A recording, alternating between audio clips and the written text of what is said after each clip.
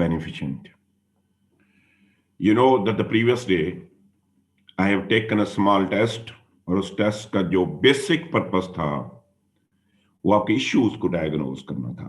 मैंने चेक कर लिया है, हम अपने सॉफ्टवेयर में उसको अपडेट कर रहे हैं, उसका रिजल्ट इंशाल्लाह आज शाम या कल सुबह तक आपको मिल जाएगा। मैंने जो पेपर चेक किए हैं उसमें मैंने आपके इश्यू भी आइडेंटिफाई कर दिए हैं कि आपके मसले मसाइल क्या हैं, और साथ मैंने आपको सोल्यूशन भी रिकमेंड कर दिए हैं कि आपके सोल्यूशंस क्या हैं। Yes, and keeping in mind your test, I have decided to start from very basics. आपका टेस्ट देखने के बाद मैं इस नतीजे पे पहुंचा हूं कि मुझे आपको बिल्कुल बेसिक से स्टार्ट करना चाहिए,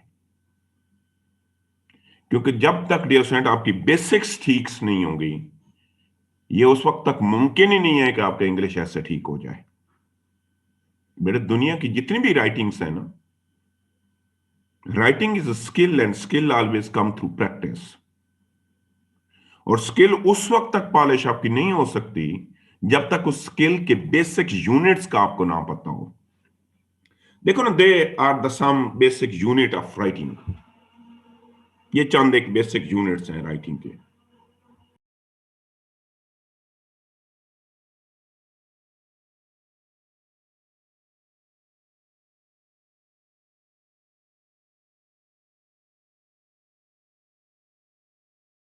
my dear sir, they are basic units, और जब तक ये आपके यूनिट्स ठीक नहीं होंगे, ये हैं एक थोड़े से कंसेप्ट्स हैं माय डियर सर, उस वक्त तक मुमकिन ही नहीं है कि आपका इंग्लिश ऐसे ठीक हो जाए। अच्छा बेटे दानिश, आपने आज ज्वाइन किए तो आपका टेस्ट मैं शाम को बाद में ले लूंगा। कुछ बच्चों ने नहीं टेस्ट दिया, उनके आज मैंने टेस्ट लेने, तो मैं बेसिकली बेसिक आज ही स्टार्ट हम कर रहे हैं।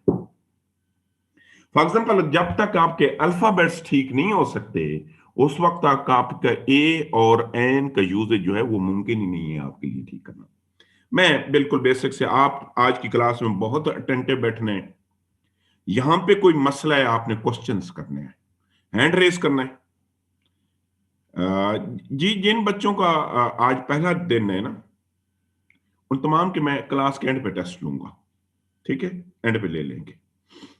अच्छा, हम सबसे पहले स्टार्ट करते हैं।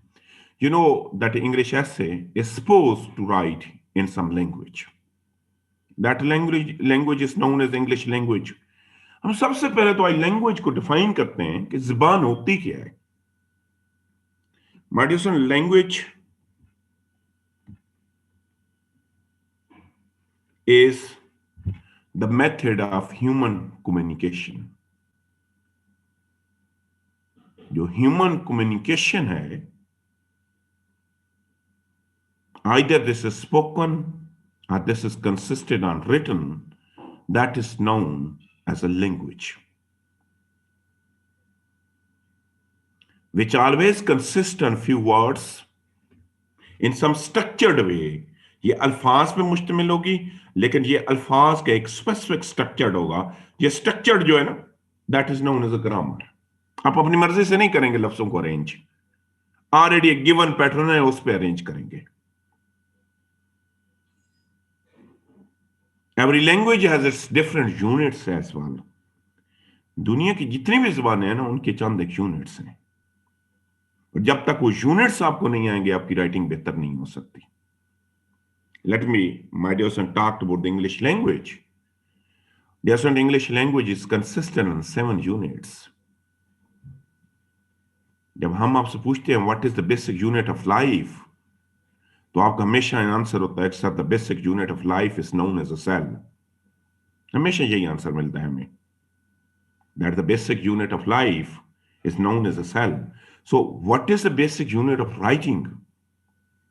My dear student, the basic unit of writing is known as a sentence.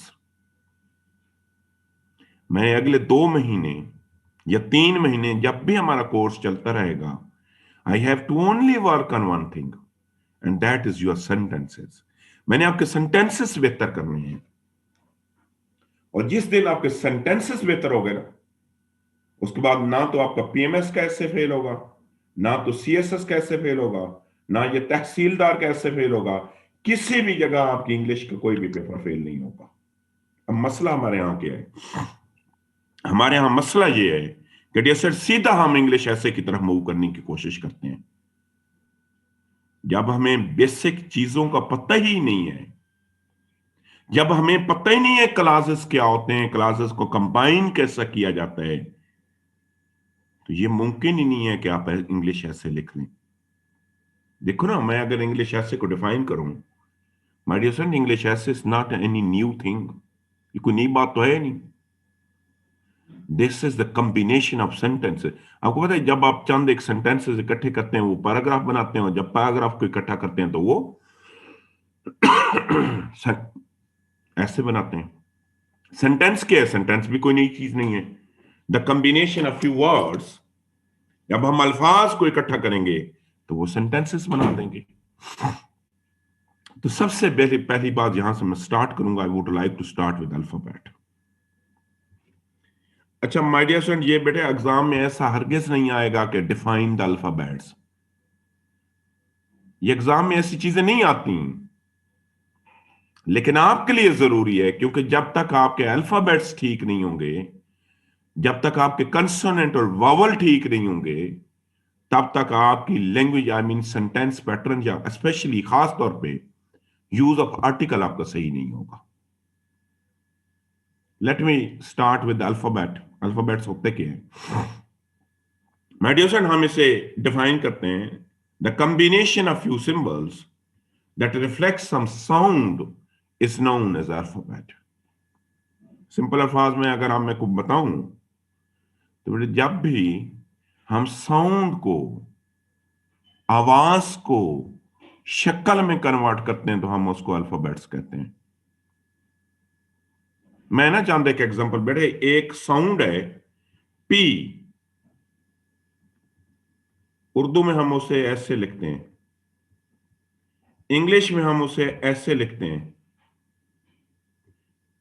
French में हम उसको ऐसे लिखते हैं, और डियर हिंदी के अंदर हम उसको ऑलमोस्ट ये ऐसे करके लिखते हैं। तो साउंड इज सेम।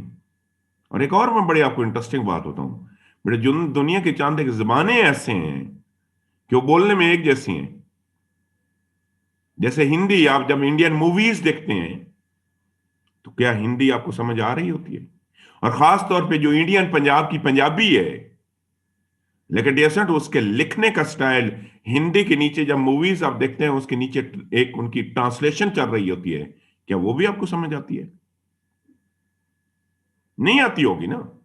रीजन ये है कि माय डियर फ्रेंड, कि मैंने बताया ये है कि दुनिया के चंद एक जबानें ऐसी हैं जिनकी बोलने का स्टाइल एक जैसा है, लेकिन लिखने का स्टाइल एक दूसरे से मुख्तलिफ है। इस वजह से मुख्तलिफ है क्योंकि उनके अल्फाबेट्स मुख्तलिफ हैं। तो क्या, मैं दोबारा एक दफा एक्सप्लेन करूंगा क्या चीज है alphabets. My dear friend, they are few symbols and this symbol has been used to reflect some sound. जब भी आप किसी साउंड को, किसी आवाज को शक्ल दे देते हैं ना, तो वो अल्फाबेट्स होते हैं। ये शक्लें कहां से आती हैं? पहला क्वेश्चन तो ये है, क्यों हिंदी वाले या जो सिख है इंडिया वाले, उन्होंने अपनी अपने सिंबल्स यूज करते हैं, मीन अल्फाबेट्स, हम पाकिस्तानी अपने यूज करते हैं। उसके पीछे ना एक लॉजिक है। लॉजिक ये है, रेडिएशन, ये आपके अल्फाबेट्स जो होते हैं ना किसी भी जुबान के, ये ड्राइव होते हैं, ये निकाले जाते हैं कहां से? आपकी मजहब से। ये आपकी ज्योग्राफी, आपके कल्चर से निकाले जाते हैं। हिंदी जो है ना और उर्दू में इनका बोलने में एक जैसी है। हिंदी जो है ना, उनका मजहब, हिंदुइज्म, और उनकी मजहबी जुबान जिसमें उनकी किताब लिखी गई है वो संस्कृत है। तो इंडिया वालों ने हिंदी के और उनकी जो पंजाबी है उसके जो अल्फाबेट्स लिए हैं, उन्होंने अपनी मजहबी, अपने कल्चर से लिए हैं। और बीइंग द मुस्लिम्स, हमारा कल्चर जो है इस्लाम है, और हमारी मजहबी जुबानें जो हैं या तो पर्शियन है या अरेबिक है या तुर्किश है, तो हमने अपनी जुबानों से ये अल्फाबेट्स निकाले हुए हैं। बाकी कोई फर्क नहीं है उर्दू और हिंदी के अंदर। ये देखो ना बेटे, ये पाकिस्तान उर्दू में लिखा हुआ है और ये अगेन प्रोनाउंसिएशन सेम है, ये भी पाकिस्तान है लेकिन ये हिंदी में लिखा हुआ है। तो क्या सिंपल हमने फार्मूला निकाला कि alphabets are few symbols, they reflect some sound, and these alphabets always have been taken। ये अल्फाबेट्स जो हैं ये हमेशा ही ये हमेशा ही आपके मजहब से, आपके कल्चर से निकाले जाएंगे। अब आते हैं एक और चीज पे।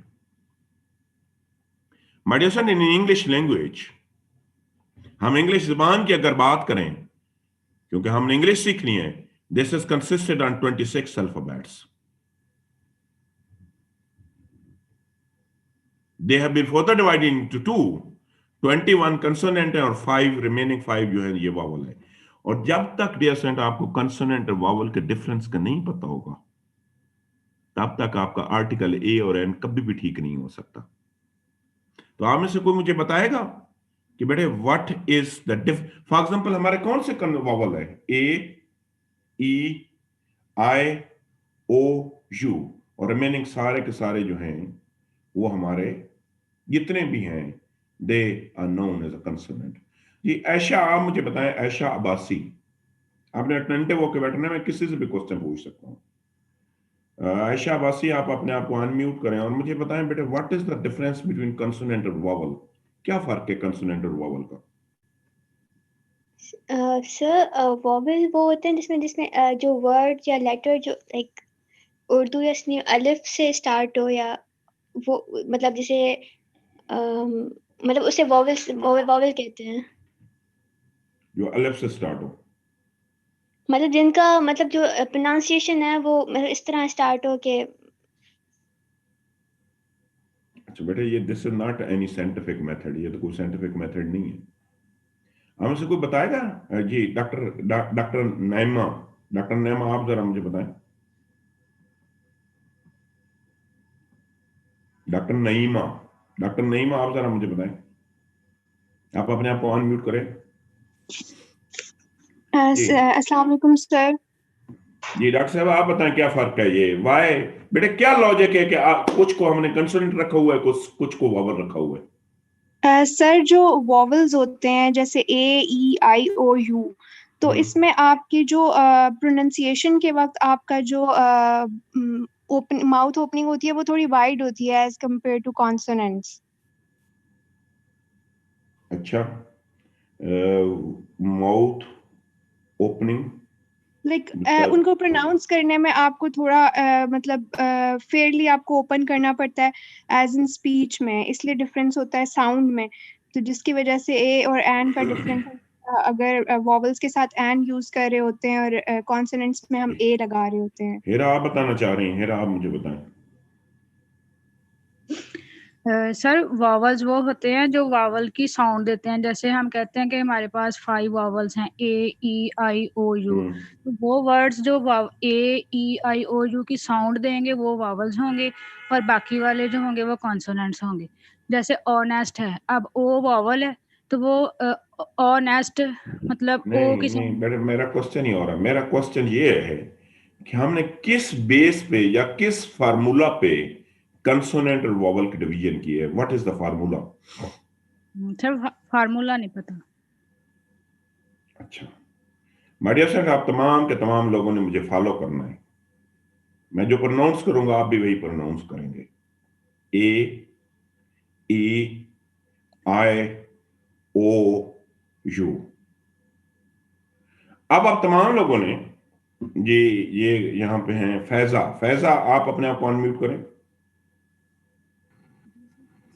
जी फैजा, आपने अपने आप को पी प्रोनाउंस करना है। क्या प्रोनाउंस करना है फैजा आपने? तमाम लोगों ने। और जैसा you are not allowed that your lips में टच विद ईच अदर। करें जरा।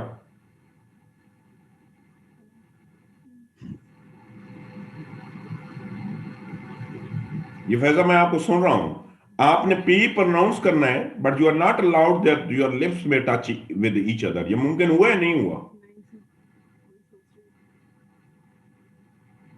It is not possible, sir. But this is impossible, नहीं हुआ है।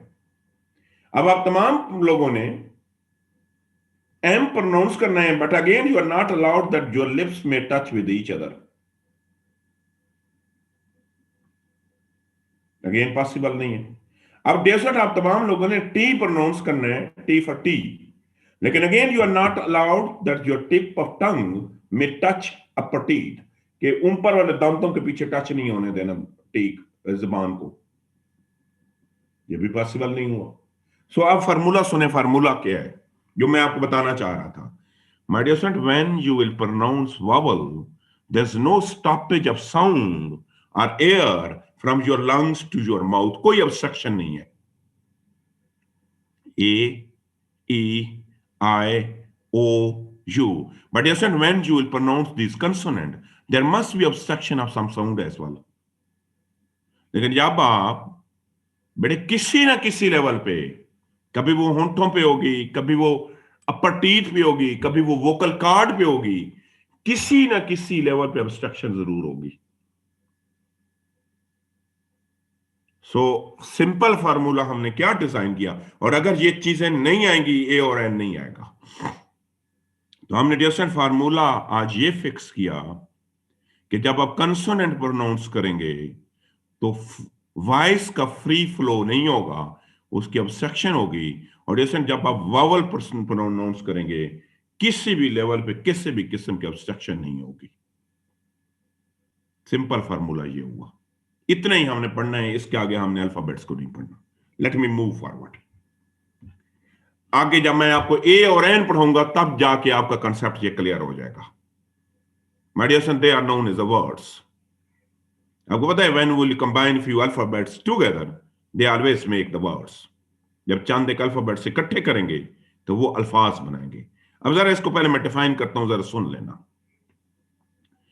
My dear son, a word is the meaningful combination, a words a meaningful combination of few alphabets. और dear the combination of both is required। बेटे दुनिया में आज तक एक भी ऐसा लफ्ज कंस्ट्रक्ट नहीं हुआ है जो कि या तो प्योरली वावल पे हो या प्योरली कंसोनेंट पे हो। The combination of both is required, दोनों जरूरी है। The combination of both is required. एक भी लफ्ज नहीं है जो या तो प्योरली कंसोनेंट पे हो या प्योरली वावल पे हो। The combination of both is required.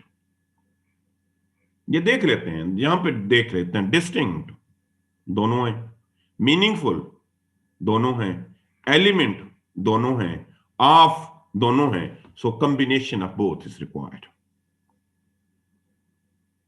But dear we have few words, but सिर्फ कुछ चंद एक अल्फाज हैं, मैक्सिमम 10 तक। वो स्पेलिंग्स में, किसमें? स्पेलिंग में या तो प्योरली कंसोनेंट पे हैं या प्योरली वावल पे मुश्तमिल है। एक लफ्ज है बेटा स्काई, SKY। ये स्पेलिंग में वाई है लेकिन ये प्रोनाउंसिएशन में वाई नहीं है, प्रोनाउंसिएशन में ये आई है। स्काई है, फ्लाई है, चंद एक अल्फाज हैं, उनकी स्पेलिंग और है लेकिन हमने उनकी, आपको पता है, प्रोनाउंसिएशन देखनी है। तो मैंने लफ्ज को क्या डिफाइन किया कि dear son, this is the combination of few alphabets as well as the vowel. और जब भी एक नया लफ्ज लिखते हैं दो लफ्जों के दरमियान में स्पेस आती है। अब ये रियल चीज है जिसको अंग्रेजी अगर किसी ने ठीक करनी है ना तो उसे पार्ट्स ऑफ स्पीच आने चाहिए। अच्छा, अब जरा गौर से सुनना। माय डियर फ्रेंड, वावल को दो टाइप्स में डिवाइड होते थे, एक को कंसोनेंट और एक को vowel. Alphabets have been divided into 2 sub types. अब आता है लफ्ज कितनी टाइप्स में। My dear friend, words have been further divided into 8 different types. How many types? 8। और किस चीज की बुनियाद पे? वो प्रोनाउंसिएशन की बुनियाद पे डिवाइड हुए थे। But words have been divided into 8 different subtypes on the basis of their functions। किसकी बुनियाद पे? जैसे लफ्ज 8 different subtypes में डिवाइड होंगे, but this division would be on the basis of their functions। किस बुनियाद पे? फंक्शन अल्फाज को फंक्शन की बुनियाद पे हम 8 डिफरेंट सब टाइप्स में डिवाइड करेंगे।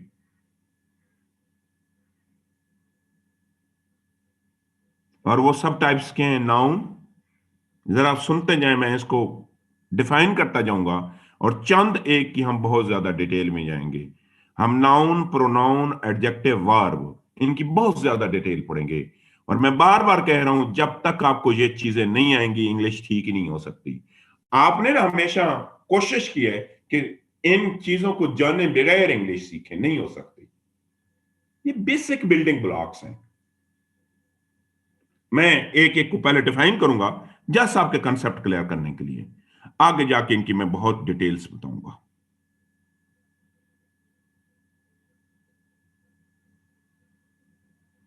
अच्छा, सबसे पहले my dear son, this is noun. Concept मैं पहले क्लियर आपका करता हूं। My dear son, noun is the name of any person, any place, any concept, any idea, any ideology that is known as a noun. Pronoun. There's not any word that replaces noun. वो तमाम अल्फाज जो कि noun को replace करें, they are noun as a pronoun. वो तमाम के तमाम अल्फाज वो जब नाउन को रिप्लेस करेंगे तो they are noun as a pronoun, हम उन्हें प्रोनाउन कहते हैं। Adjective,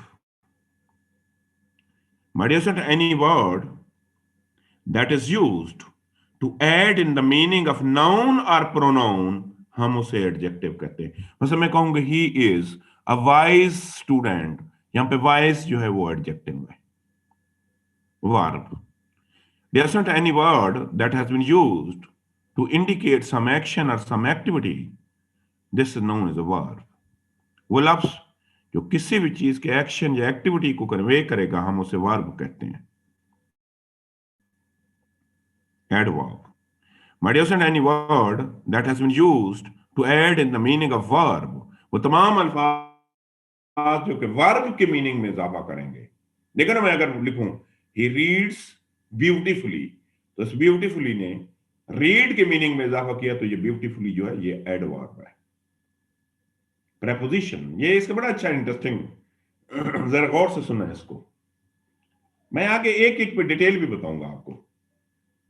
preposition, my dear son, preposition is a word that is used between two nouns.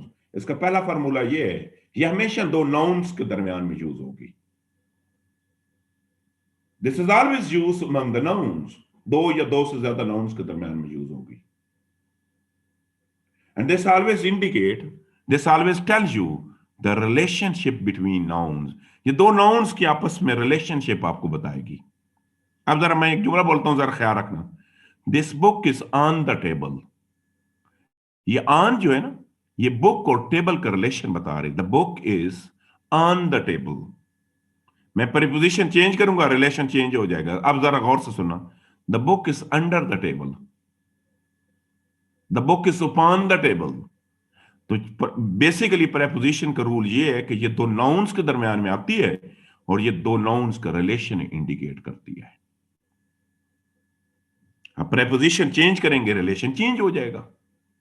जैसा नेक्स्ट है conjunction, any word that has been used among sentences, वो तमाम अल्फाज जो दो अल्फाज के दरमियान में, दो सेंटेंसेस के दरमियान में, दो पैराग्राफ के दरमियान में यूज होते हैं, वो कंजंक्शन कहलाते हैं।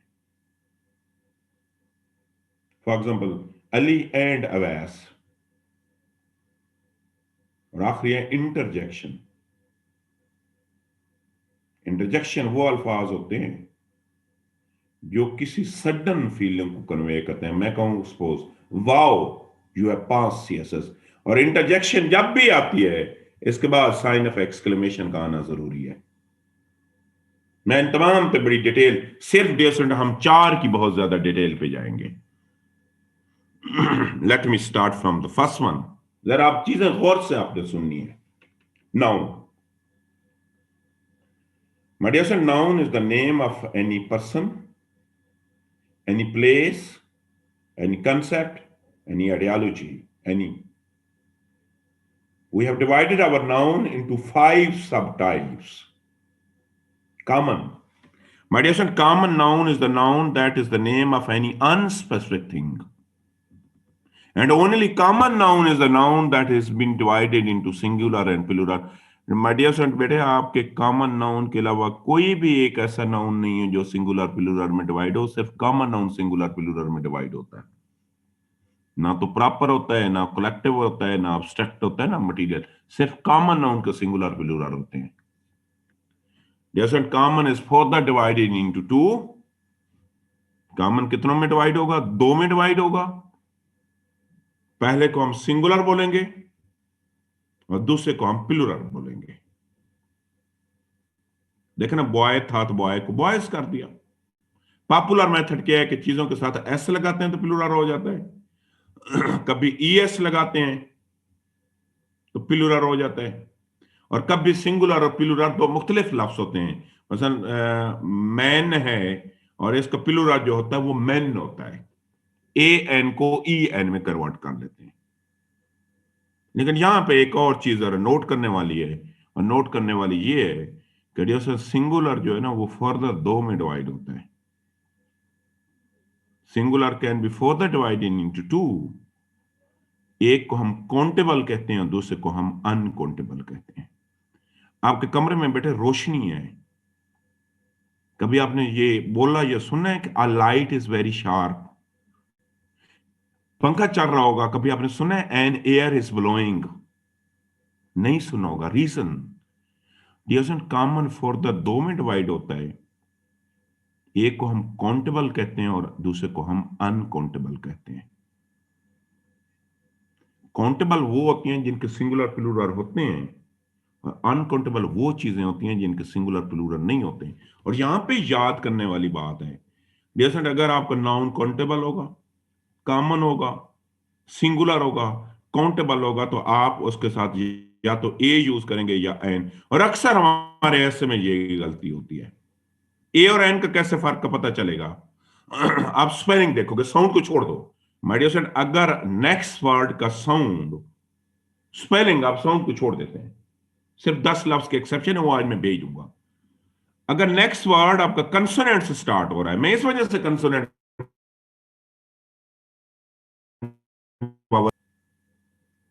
तो ए आता है. और डियर अगर एरोप्लेन होता तो वो एन आता.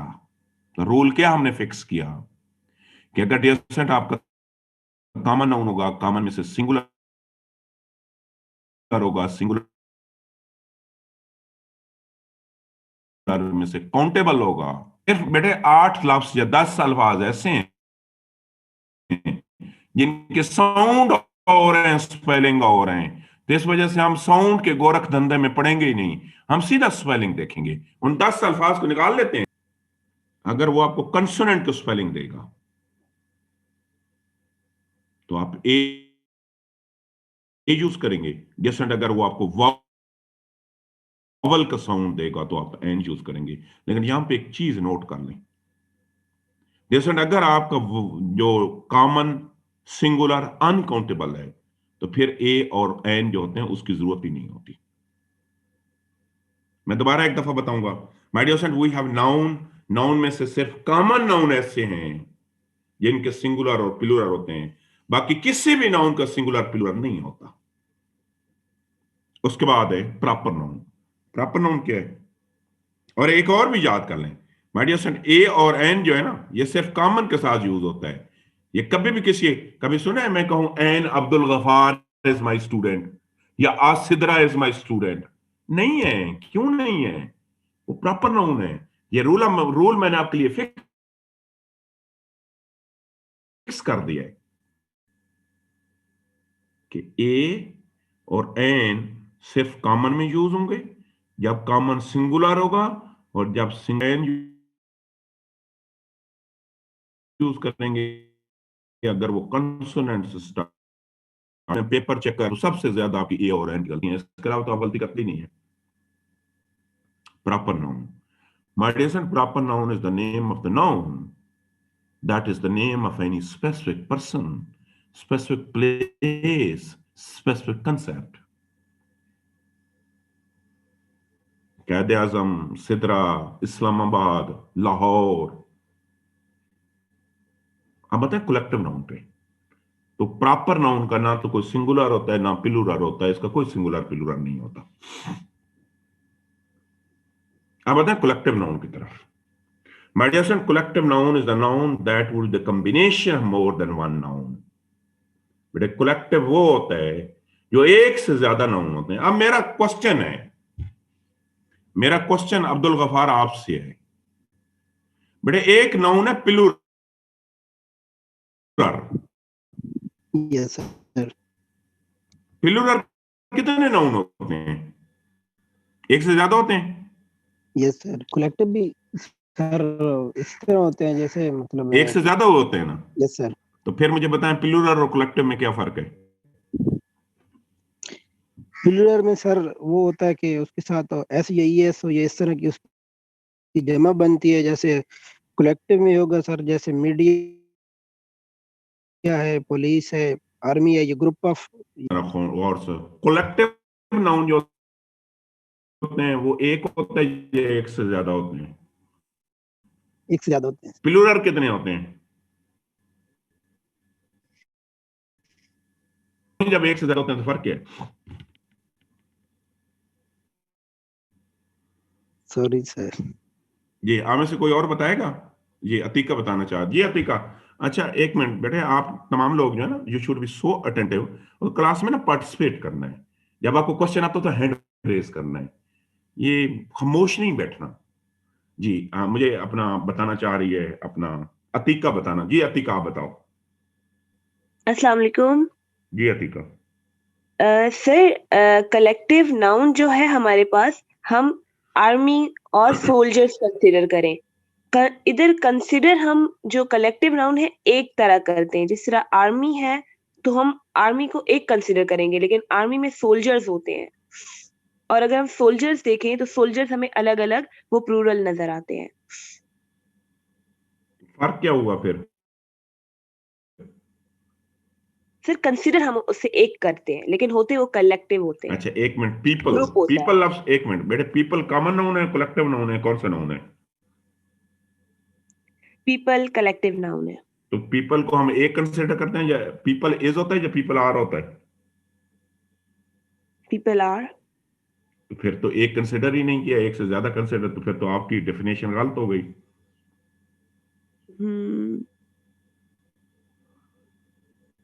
जी असद आप बताओ। जी सर, ये भी मेरा भी यही था कि कलेक्टिवली कोई एक ग्रुप हो, हैं प्लूरल में, मगर जो ना वो एक फर्क किसी क्या हुआ, ग्रुप को यही शो तो मैं करे। पूछना चाह रहा हूँ, फर्क क्या है? सर फर्क तो मतलब कोई ये यार यही मतलब वजह है आपको अंग्रेजी नहीं आती है ना, हमने रट्टे लगाए हुए हैं, ठीक है, रट्टे लगाए हुए हैं, इसी वजह से तो अंग्रेजी आती नहीं है। अब जरा गौर से सुने फर्क क्या है बेटे। प्लूरल में फर्क, plural are more than one, but they all would be belong to the same type.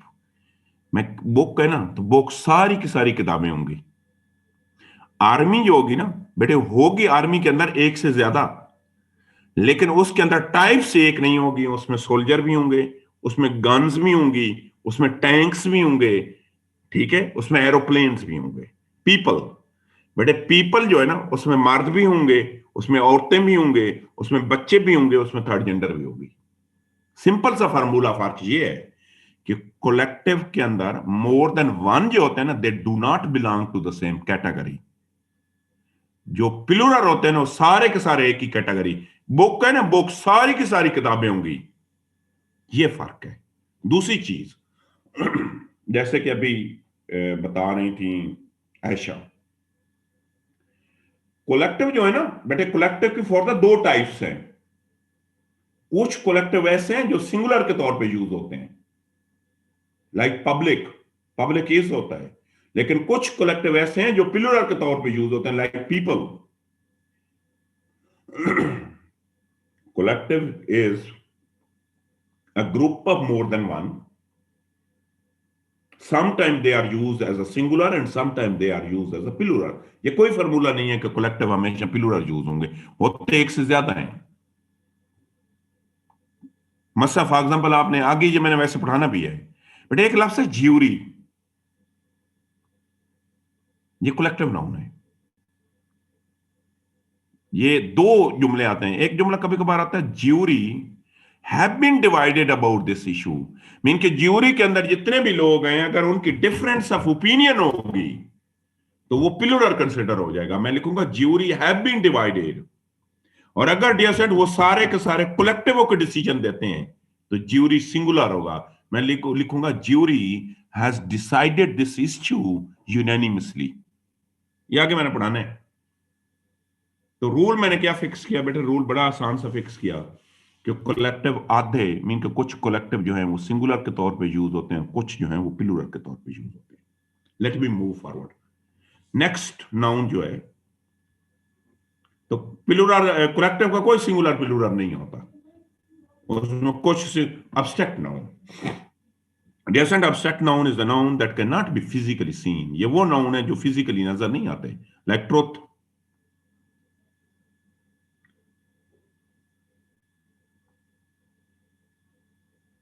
like dignity, like respect, like honesty. Abstract noun is the noun that cannot be physically seen. Or material noun is the noun that is consisted on few matter. But material noun वो noun है जो किसी matter पे मुश्तमिल होंगे। Gold है, steel है, plastic है, कंक्रीट है। इसका भी कोई सिंगुलर प्लूरल नहीं होता। नाउन में सिंपल हमने कॉमन नाउन पे फोकस करना है, बाकी कोई फोकस करने की जरूरत नहीं है। Common noun is further divided into to, one is the singular, the second one is the plural, and singular and plural have been further divided into two. One is the countable and the second one is the uncountable. जब भी चीज countable होगी हम a और n use करेंगे, और जब भी डियर अनकाउंटेबल होगी हम a और n नहीं यूज करेंगे। Let me move forward. मेरे नजदीक माय डियर स्टूडेंट, अगर किसी ने अंग्रेजी सीखनी है ना, या अगर कोई क्लेम करता है कि मेरी अंग्रेजी बहुत अच्छी है, मैं साथ 1 मिनट क्वेश्चन लेता हूं, उसको प्रोनाउन आने चाहिए। डेसर्ट अगर आपको प्रोनाउन नहीं आएंगे तो ना तो आपको एक्टिवाइज पैसिवाइज आएंगे, ना तो आपको नरेशन आएगी, और ना आपकी राइटिंग के अंदर फ्लो क्रिएट हो सकता है। जी साथ पहले क्वेश्चन ले लेता हूं मैं, देन प्रोनाउन पे जाता हूं। जी जी साथ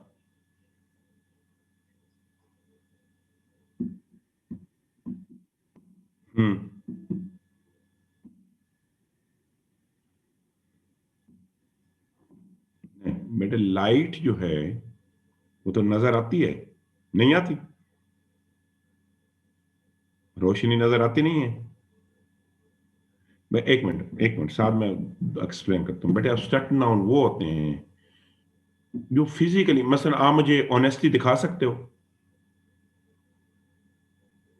नहीं दिखा सकते हो ना। आप मुझे ट्रुथ दिखा सकते हो कि सर ये ट्रुथ है फिजिकली? तो बेटर रोशनी दिखा सकते हैं। रोशनी जो है ना वो आप मुझे दिखा सकते हैं कि सर इस कमरे में रोशनी है, इस कमरे में रोशनी नहीं है। जी फैसा बताओ। सर जो आपने बताया ये थोड़ा डिफरेंस आर्मी और पीपल का, ये थोड़ा क्लियर नहीं हुआ, तो इसको थोड़ा रिपीट करेंगे। मैंने ये बताया है कि बेटे कलेक्टिव नाउन जो है ना,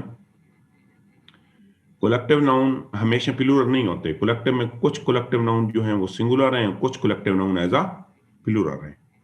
लाइक आर्मी जो है ना बेटे, आर्मी है कलेक्टिव नाउन लेकिन वो हमेशा सिंगुलर के तौर पे यूज होती है। लेकिन लफ्ज पीपल जो है ना वो भी कलेक्टिव नाउन है लेकिन वो हमेशा प्लूरल के तौर पे यूज होता है। ये मैंने बताया है। ठीक हो गया फैसा? Thank you. अच्छा डियर स्टूडेंट, कल जब मैं आपके पेपर देख रहा था, जी हनान क्वेश्चन करें। सर ये कलेक्टिव नाउन्स आपने कहा सिंगुलर और प्लूरल होते हैं, तो इनको आइडेंटिफाई कैसे करेंगे? बेटे ये आपको याद करना होगा, ये ज्यादा नहीं है, थोड़े से हैं। इनको याद करना होगा कि यार ये सिंगुलर हैं ये प्लूरल हैं ही थोड़े से, इतने ज्यादा है ही नहीं। ठीक है, थैंक यू सर। ठीक है, कोई इनका ऐसा फार्मूला नहीं है। अच्छा प्रोनाउन, मैंने कहा आपकी अंग्रेजी, my dear son, your English always based on pronoun. आपकी अंग्रेजी जो है, ये कौन है पता नहीं, गैलेक्सी C7 जी, बताएं यार, अपना नाम चेंज कर लो ना, क्या नाम है तुम्हारा? ये गैलेक्सी C7 जी, करें क्वेश्चन। Yes sir. सर ये पुलिस कलेक्टिव नाउन है या कोई और है? बेटे पुलिस के यूजेज पे डिपेंड करता है। पुलिस आप समझो कॉमन नाउन भी है, at the same time collective noun भी है। एक मिनट में बताता हूँ बेटे, अगर किसी एक वैध इंडिविजुअल की बात कर रहे हो, मेरे एक दोस्त है, मैं कहूंगा पुलिस इज कमिंग, मैं एक बंदे की बात कर रहा हूं। Yes sir. अगर मैं इदारे की बात करूंगा तो वो कलेक्टिव नाउन है। Okay sir. आपका नाम क्या है यार? Galaxy C7। Yes sir. Sir Abid Ali है। आबिद, आप ना वो जब इंटर होते हो ना मीटिंग में, उधर वो नाम का ऑप्शन पूछते हैं, तो उधर अपना नाम लिख लिया करो। ठीक है सर। ये मैं किसी दूसरे वो सिम से इंटर हुआ हूँ सर, इसलिए नहीं पूछा था। अच्छा, कोई इशू नहीं है, कल से बेटे कर लेना आबिद। अच्छा ओके सर। अब जरा इसको आपने गौर से पढ़ना है। मैं पहले प्रोनाउन को डिफाइन आपके लिए करता हूं। My dear son, pronoun is the word that is used to replace the noun। वो तमाम के तमाम वो अल्फाज जो किसी नाउन को रिप्लेस करें, they are known as a pronoun. वो तमाम के तमाम अल्फाज जो किसी नाउन को रिप्लेस करें, they are known as a pronoun. We are 6 type of pronoun, हमारे 6 किस्म के प्रोनाउन है। हमारा सबसे पहला प्रोनाउन जो है, that is known as a personal pronoun. मैं इसकी एक्सप्लेन करता जाऊंगा आगे, इनकी मैं वजाहत करूंगा। Personal pronoun is the pronoun that has been used to replace some person. जो भी किसी पर्सन को रिप्लेस करता है, that is known as a personal pronoun. मैं सबसे पहले पर्सनल पे जाता हूं। पर्सन प्रोनाउन हमने बहुत ज्यादा डिटेल में पढ़ना है। मैंने कहा personal pronoun is the pronoun that has been used to replace some person और belonging of some person. My dear son, they have been further divided into 3 first person। First person, ये 2 first person I and हुई। First person वो होता है जो बोल रहा होता है, the person who is speaking, that is known as the first person. The person who is listening, he is known as a second person. The person to whom we are talking about, they are known as a third person।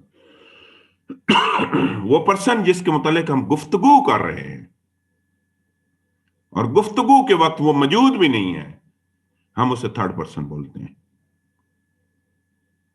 Dear, इसकी आगे 3 forms हैं। पहली form को हम कहते हैं subjective form, दूसरी को हम कहते हैं पोसेसिव फॉर्म, और तीसरी को हम कहते हैं ऑब्जेक्टिव फॉर्म। सब्जेक्टिव फॉर्म वो होती है जो हमेशा एज ए सब्जेक्ट के तौर पे यूज होगी। पोसेसिव फॉर्म वो होगी जो ओनरशिप किसी चीज की इंडिकेट करेगी। मैं कहूंगा दिस इज माय बुक। और ये सर ऑब्जेक्टिव फॉर्म वो फॉर्म होती है जो एज ए ऑब्जेक्ट के तौर पे यूज होगी।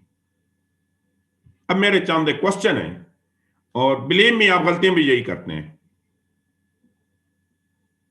मेरा सबसे पहला आपसे क्वेश्चन ये है, ये कि dear sir, what is the difference between my and mine? क्या फर्क है माई और माइन? 2 क्यों है? माई और माइन में क्या फर्क है जी? मुझे कौन बताएगा? What is the difference between my and mine? जी महवेश आप बताएं। महवेश मैं सुन रहा हूं, आपने मुझे बताना है। सर ये अगर मतलब अगर डायरेक्ट कोई बात की जा रही है तो उसमें माया आएगा, अगर लेकिन अगर थर्ड मतलब इनडायरेक्ट बात की जा रही है तो उसमें मायना आएगा। दोबारा बोलें, क्या कहा है? मतलब अगर किसी चीज को मैं डायरेक्ट पोजेस कर रही हूँ ये चीज मेरी है तो वो माय आएगा। लेकिन अगर इस चीज को थोड़ा सा इनडायरेक्ट वे में बयान किया जा रहा है तो उसमें माइन आएगा, मतलब वो सेंटेंस के एंड में यूज होगा। माइन एंड पे यूज होगा। जी ये नहीं हो सकता कभी दिस इज माइन बुक? नहीं। अच्छा, मिसाल आप बताएं क्या फर्क है?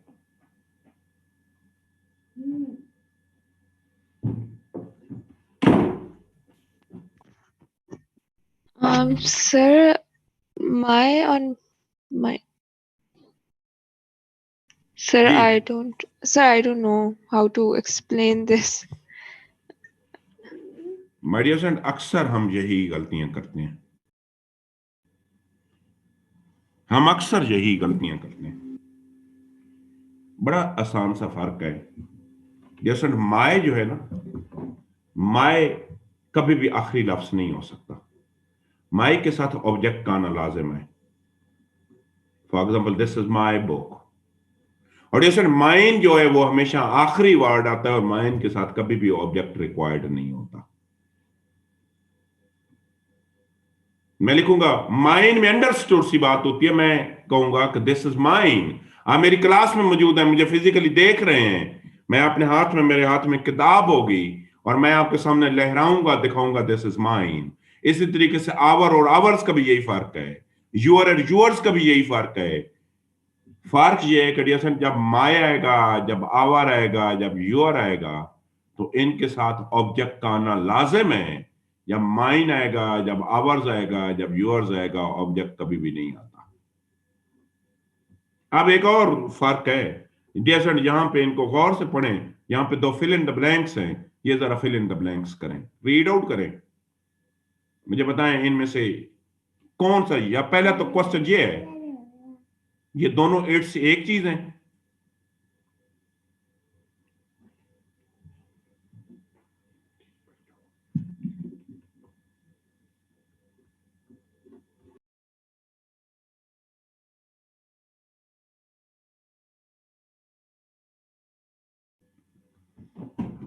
माय डियर फ्रेंड, 90% सीएसएस के कैंडिडेट वो हैं जिनको इन दोनों को, आपके जब मैं पेपर देख रहा था सबसे ज्यादा आपकी यही गलती है, यू डू नॉट नो, आप दोनों को एक ही कंसिडर करते हैं।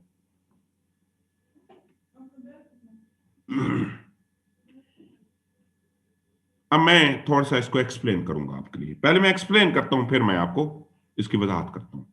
माय डियर फ्रेंड, एक इट्स ये है जो कामा के बगैर है, ये एक अलग लफ्ज है इट्स। ये पोसेसिव प्रोनाउन है। ये क्या चीज है my dear friend? This is possessive pronoun.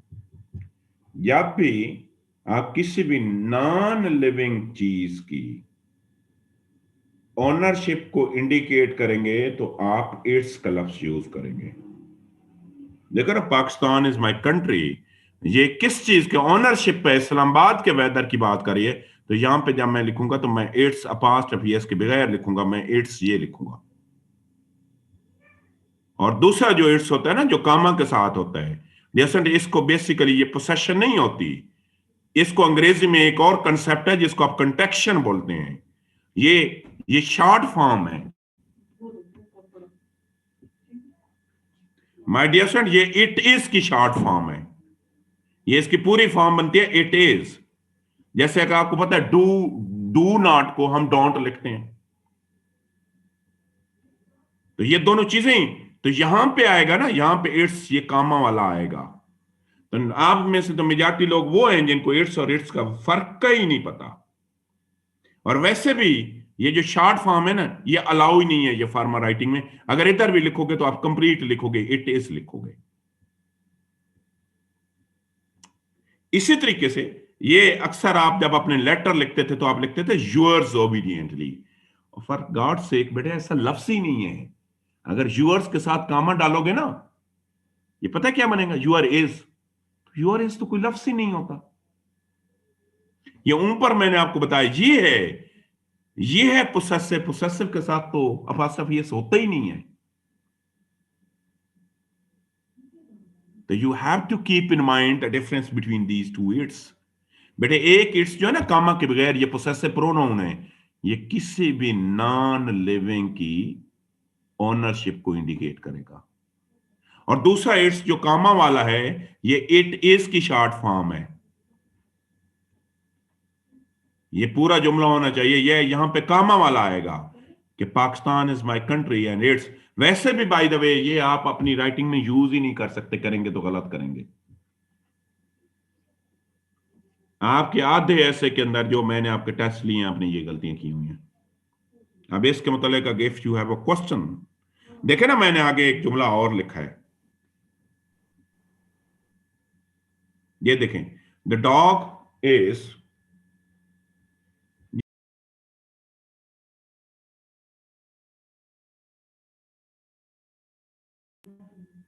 हम अच्छा ये देखें the dog is loyal to its master. ये पता है क्या बनेगा अगर ऐसे लिखोगे तो अपास्ट्रोफ एस के साथ, ये बनेगा the dog is loyal to it is master. तो ऐसा तो लफ्ज अंग्रेजी में एग्जिस्ट ही नहीं करता।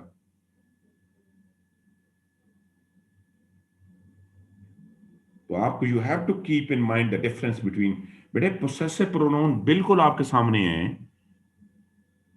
तो ये तो कॉमा के साथ होते ही नहीं है पोसेसिव प्रोनाउन।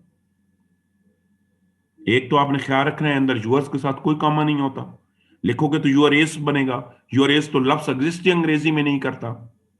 और दूसरा मैंने कहा आपको बताया you have to keep in mind the its. वैसे भी मैंने मना कर दिया है बेटे, ये इट्स आप कभी भी जिंदगी में नहीं लिख सकते। इसी तरीके से डू नॉट की जो शॉर्ट फॉर्म होती है ना डोंट, ये भी आप नहीं लिख सकते, ये भी नहीं लिख सकते। इस कंसेप्ट को हम कहते हैं contraction. Contraction is not allowed at all. अब आपके इसके मतलब जो क्वेश्चंस है तो मैंने दोबारा बताता हूं, मैंने कहा my dear student, personal pronoun वो प्रोनाउन होते हैं जो किसी भी पर्सन या बिलोंगिंग ऑफ सम पर्सन को रिप्लेस करते हैं। तो पर्सनल प्रोनाउन की 3 सब टाइप्स हैं। First person, the person who is speaking, second person, the person who is listening, and third person. एक यहां बड़ी नोट करने वाली बात है बेटे, फर्स्ट पर्सन में ना मेल फीमेल दोनों के लिए आई हुई है, लेकिन थर्ड पर्सन के लिए मेल के लिए अलग है, फीमेल के लिए अलग है। क्यों बेटे? फर्स्ट में इस वजह से नहीं होता क्योंकि फर्स्ट पर्सन बोलने वाला मौजूद होता है, तो आप देख रहे होते हैं कि ये मेल है या फीमेल है। थर्ड पर्सन में हम तीसरे बंदे के मुतालिक बात कर रहे हैं जो मौजूद नहीं होता, तो वो फिर ही और शी इंडिकेट करेंगे कि जी मैं मर्द की बात कर रहा हूं या मैं मेल या फीमेल की बात कर रहा हूं।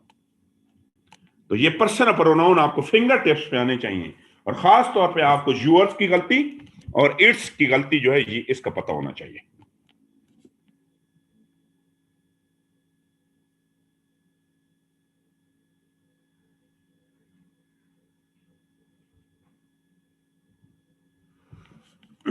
इसका मतलब अगर किसी को क्वेश्चन है तो आप हैंड रेस करें, मैं आपको जवाब देता हूं। जी वाह खान, ये बेटा आप क्वेश्चन करें। सर आपने कहा कि its is for mostly non living thing, but its also used in for living, like its me, its Jameel, like इस तरह इट्स यूज होता है। एक मिनट बेटा, यहाँ इट्स आपके लिए यूज हुआ है, आपके लिए तो मी यूज हुआ है। आपने तो खुद ही बोला इट्स मी, तो आपने अपने लिए तो मी यूज किया, आपने अपने लिए इट्स तो नहीं किया। किसने कहा आपने अपने लिए इट्स यूज किया? सर इट्स का यूज तो होता है ना, मतलब एज अ इनडायरेक्टली। नहीं, इट्स एक मिनट, इट्स आपके लिए यूज हुआ है इसमें, इस जुमले में इट्स मी आपके लिए क्या यूज हुआ है? इट्स यूज हुआ है या मी यूज हुआ है? मी सर असल। तो फिर आप क्यों कह रहे हैं कि जी नॉन लिविंग के लिए यूज होता है? सही सर, ठीक है, वो आगे मैं यूज बताता हूं जो आप यूज अभी कर रहे हैं, ये आगे मैं बताता हूं अभी। अच्छा, let me my dear friend move forward. तो मैंने कहा है कि ये पर्सनल प्रोनाउन का यूजेज आपको बिल्कुल फिंगर टिप्स पे आना चाहिए। अगर ये नहीं आएगा तो ना तो आपके एक्टिव वाइज पैसिव वाइज ठीक होंगे, ना कोई और चीज ठीक होगी। अब आगे मूव करते हैं हम। एंड सेकंड प्रोनाउन जो है that is known as a indefinite pronoun. इसकी इतनी अहमियत नहीं है, लेकिन मैं आपको बता देता हूं। इसको हमने पढ़ना कोई नहीं है, हमने सिर्फ 3 पढ़ने हैं। हमने पर्सन पढ़ना है, हमने relative pronoun पढ़ना है, हमने interrogative पढ़ना है। जरा मैं इसको रीड आउट करता हूं।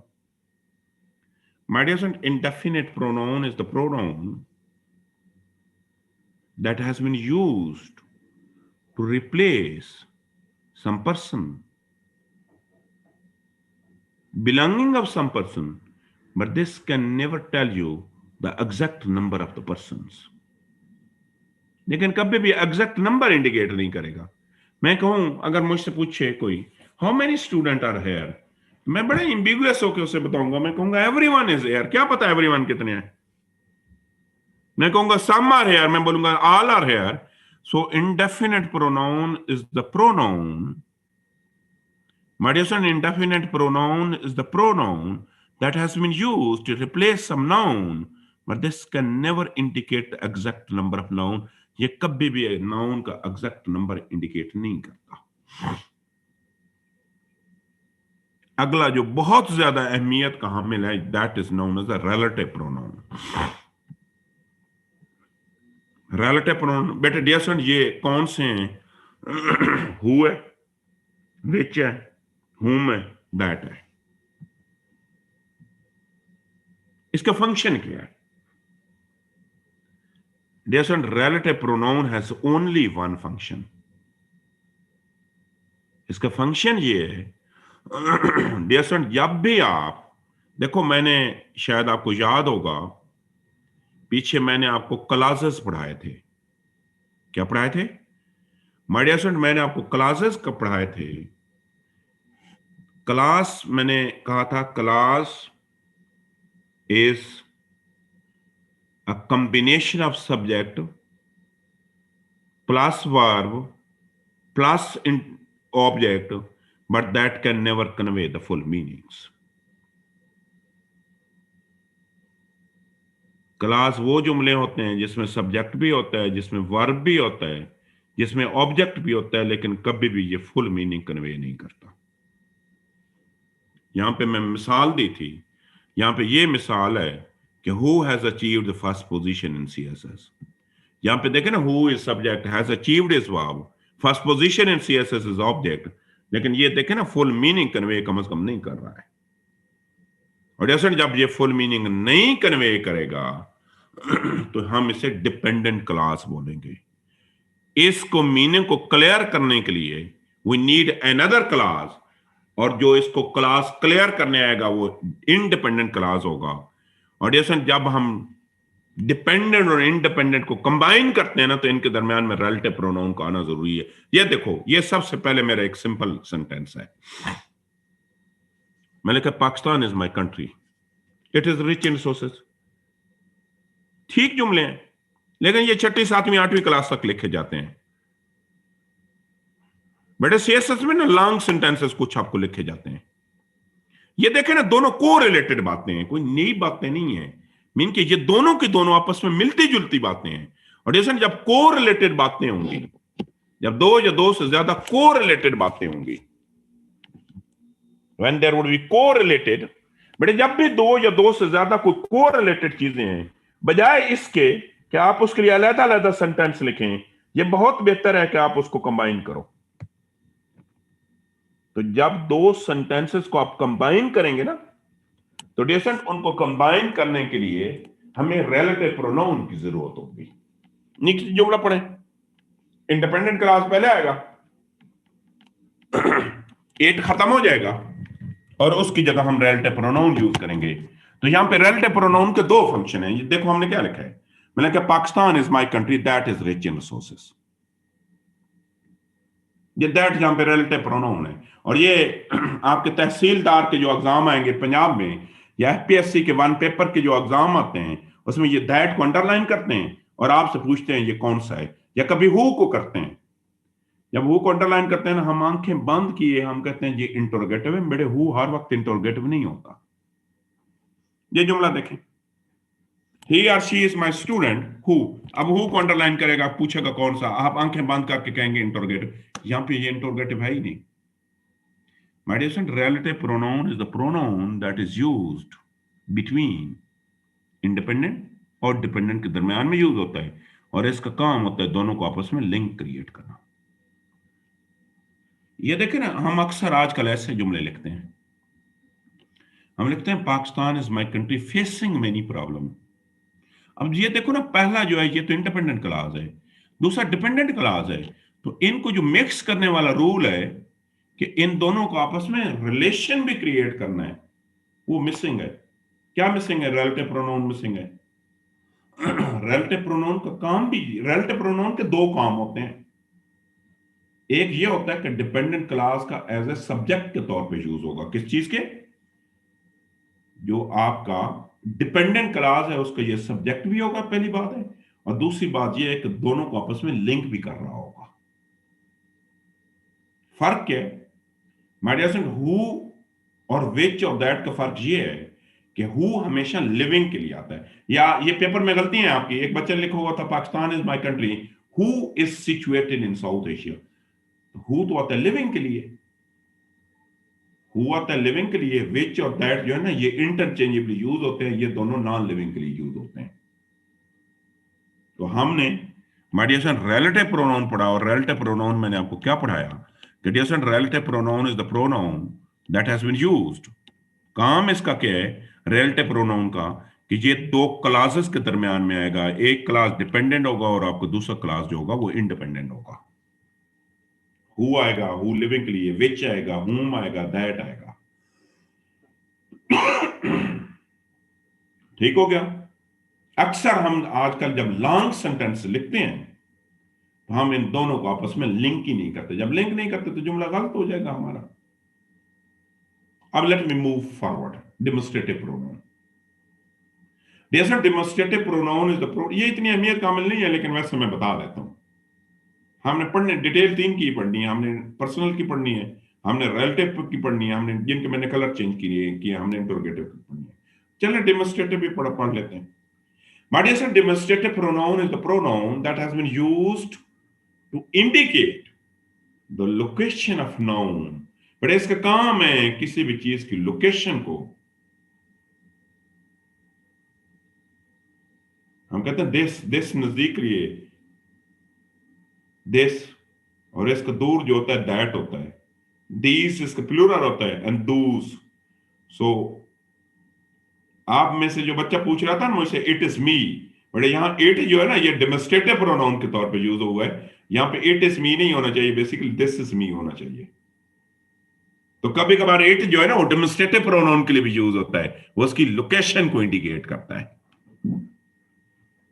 वो हमें पढ़ने की जरूरत नहीं है। My dear son, demonstrative pronoun is the pronoun that has been used to indicate the locations. Interrogative pronoun. अब यहां पे एक चीज बड़ी गौर तलब है कि सेम प्रोनाउन, बेटे सेम प्रोनाउन इंटरोगेटिव भी वही है, डेमोस्ट्रेटिव भी वही है। इंटरोगेटिव भी वही है, डेमोस्ट्रेटिव भी वही है। फर्क फिर क्या हुआ? यहां पे भी वही है, वाई है, व्हेन है, हु है, वेयर है, और ऊपर भी यही है। फर्क ये है कि डियर स्टूडेंट, अगर कोई प्रोनाउन दो क्लासेस को आपस में कंबाइन करेगा तो वो रिलेटिव प्रोनाउन होगा। अगर एक किसी चीज का क्वेश्चन पूछेगा ना, किसी चीज के शुरू में आएगा क्वेश्चन, तो वही प्रोनाउन जो वाई या वेयर या हु जो है ना वो इंटरोगेटिव प्रोनाउन होगा। यहां पे I would like to ask few question. मेरा सबसे पहले मैंने यहां पे एक जुमला लिखा है,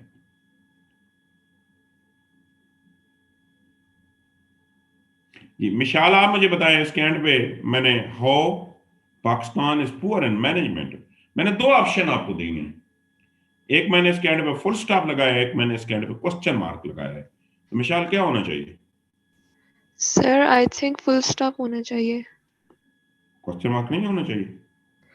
नहीं किससे सर, स्टार्ट, एक मिनट, किससे स्टार्ट हो रहा है?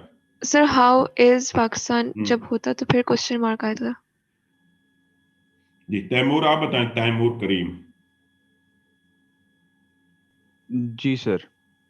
क्या होना चाहिए तैमूर? सर मेरा भी व्यू पॉइंट सर यही है कि हाउ इज पाकिस्तान पूर इन मैनेजमेंट होता तब क्वेश्चन मार्क आता, और अभी जिस तरह लिखा हुआ है तो फुल स्टॉप आएगा। जी उमैर आप बताओ। Sir I think question mark ही आएगा। अच्छा, क्यों आएगा उमर, थोड़ा सा एक्सप्लेन कर दो।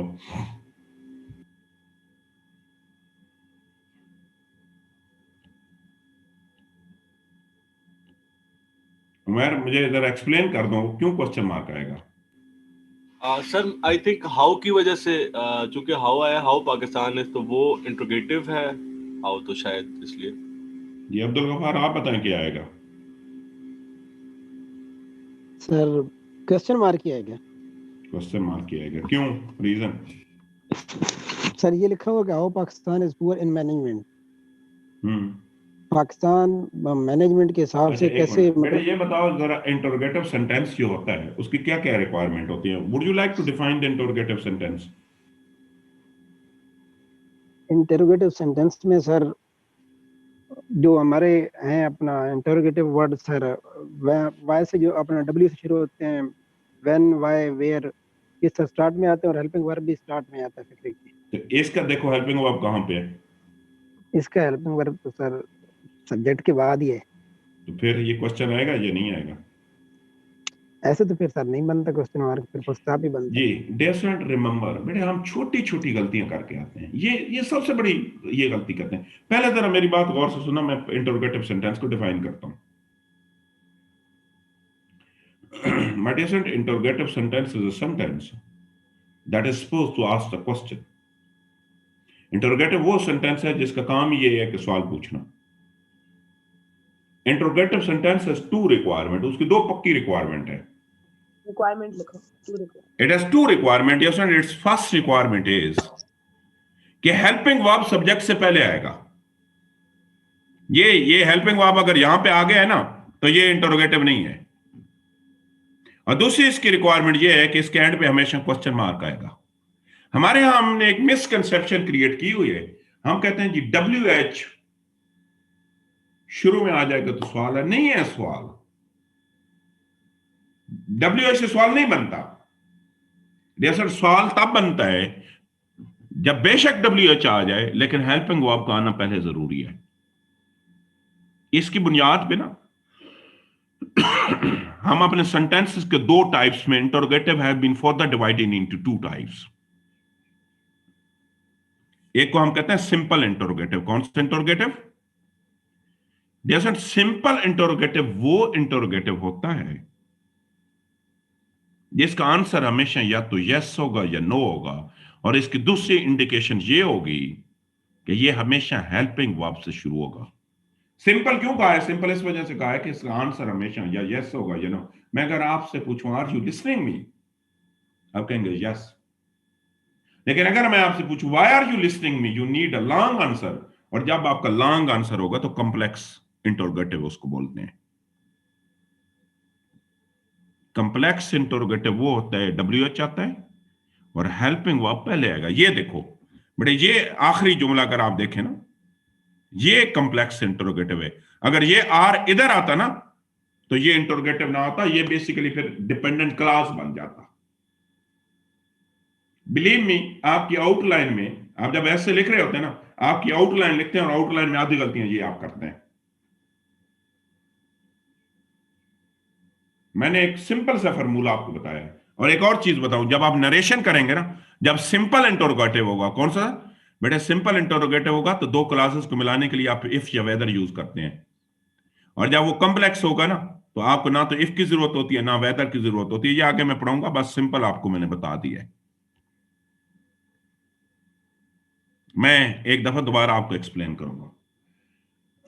My dear friend, interrogative sentence जो होते हैं ना, वो सेंटेंस होता है जिसके अंदर आपने सवाल पूछना है। इंटरोगेटिव सेंटेंस की दो बेसिक रिक्वायरमेंट होती हैं। पहली रिक्वायरमेंट ये होती है कि इसके एंड पे हमेशा क्वेश्चन मार्क आएगा,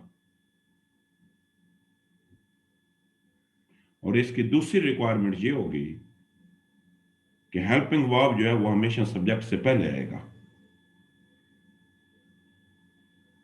किससे पहले? सब्जेक्ट से पहले आएगा। खाली WH लिखने से ना, व्हेन से, वेयर से, हाउ से सवाल नहीं बन जाता। इसकी बुनियाद पे ना हम क्वेश्चन को, इंटरोगेटिव को दो हिस्सों में डिवाइड करते हैं। एक होता है सिंपल सिंपल इस वजह से नाम रखा है क्योंकि इनके हमेशा आंसर या यस होगा या इनका आंसर नो होगा। यस नो के अलावा इनका आंसर आ ही नहीं सकता। या हमेशा इनका आंसर यस होगा या हमेशा इनका आंसर नो होगा। और दूसरे को हमने कहा कॉम्प्लेक्स। कॉम्प्लेक्स वो होते हैं जो WH से स्टार्ट होते हैं, लेकिन WH के लिए भी जरूरी ये है कि हेल्पिंग वर्ब सब्जेक्ट से पहले आएगा। हम आउटलाइन में डिफरेंट ये हेडिंग लिखते हैं और इसके एंड पे क्वेश्चन मार्क डाल देते हैं। इसके एंड पे question mark can never be used at the end of this one. इसके एंड पे कभी भी क्वेश्चन मार्क नहीं आ सकता। मुमकिन ही नहीं है कि इसके एंड पे आप क्वेश्चन मार्क लगा दें।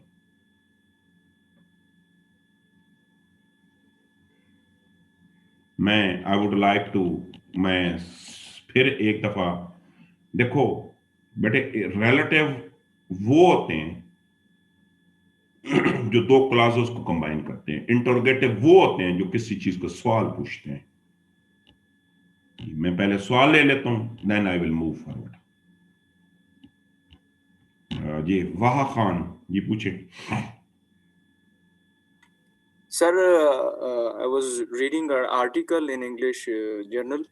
उसमें जो टॉपिक होता है अक्सर ये टेक्निकल राइटिंग में इस तरह यूज होता है कि टॉपिक आर्टिकल का ऐसा होता है कि वो क्वेश्चन भी पूछ रहा है, एज अ स्टेटमेंट भी होता है। लाइक फॉर एग्जांपल एक अगर Sanju is a terrorist, like एक क्वेश्चन है, कुछ लोग कहते हैं है, कुछ कहते नहीं है, तो वो एक कॉमा और एक स्टेटमेंट, सिंपल स्टेटमेंट को भी क्वेश्चन में शो कर सकते हैं रीडर्स को कि by putting a comma it could be a sentence and declaration of that person, हाँ he is a terrorist.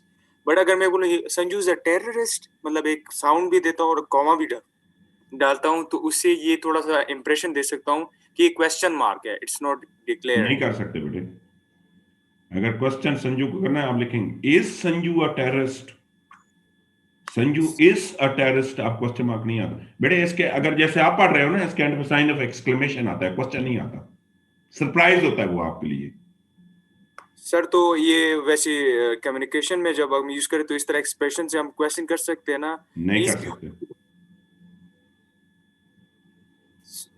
Sir वो जर्नल का मैं वो एग्जैक्ट निकाल के आपको सेंड कर दूंगा। देखो मैं एक बात बता दूं, बिल्कुल आप निकाल लेंगे।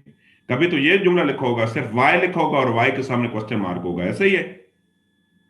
यस बेटे this is journalistic language. Okay sir. Journalistic language में वो यूज कर, लेकिन ग्रामेटिकली वो ठीक नहीं होता। नहीं सर, ग्रामेटिकली नहीं, वैसे जर्नलिस्टिक एक्सप्रेशन में यूज किया जा सकता है ना, लेकिन आप ऐसे में नहीं यूज कर सकते। You are not supposed to writing some journal. नहीं सर, वैसे इंग्लिश में अगर यूज हो जाए कहीं वैसे गलत, ग्रामेटिकली गलत है। Okay sir. जी साद आप बताएं।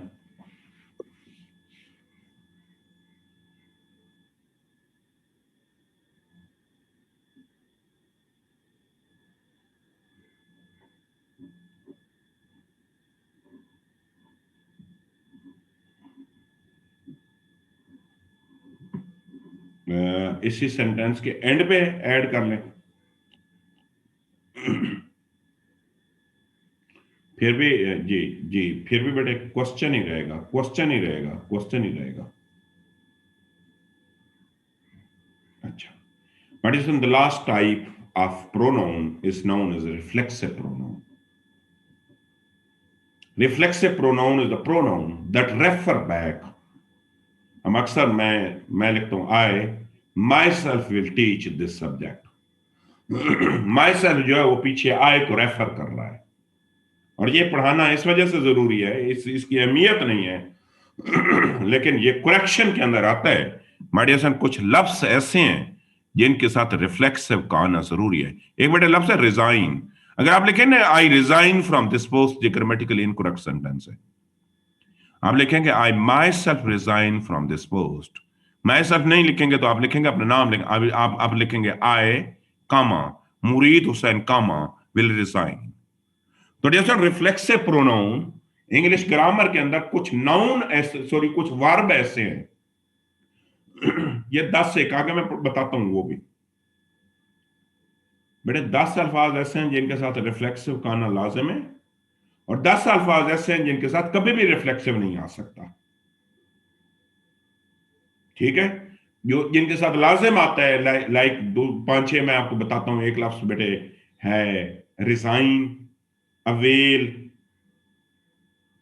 रिवेंज, यार सर करेक्शन में आते हैं, कुछ और भी अल्फाज हैं आगे मैं बताऊंगा, उनके साथ आना लाजम। एक लफ्ज है इंटरव्यू या इनलिस्ट, ये 2 साल पहले करेक्शन में आया हुआ था।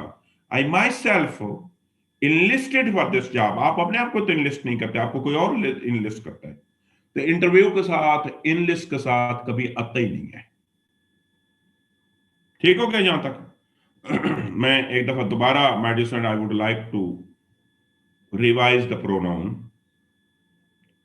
Pronoun is a word that is supposed to replace some noun. It has 6 subtypes. सबसे ज्यादा अहमियत की जो है वो पर्सनल प्रोनाउन है। We have the first person, we have the second person, we have the third person. लेकिन यहाँ पे जो चीज मैंने बताई है, you have to know the difference between my and mine. My always required the object. Mine never required the object. इसी तरीके से our, ये yours नाम का ये apostrophe s के साथ कोई वर्ड नहीं होता। और सबसे ज्यादा you have to know the difference between its।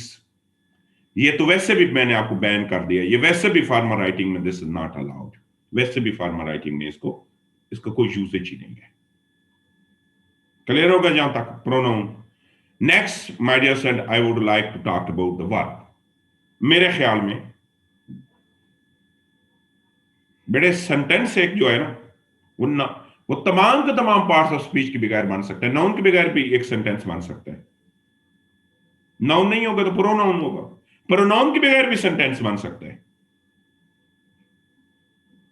लेकिन डियर स्टूडेंट, वर्ब के बगैर कभी भी आपका सेंटेंस नहीं बन सकता।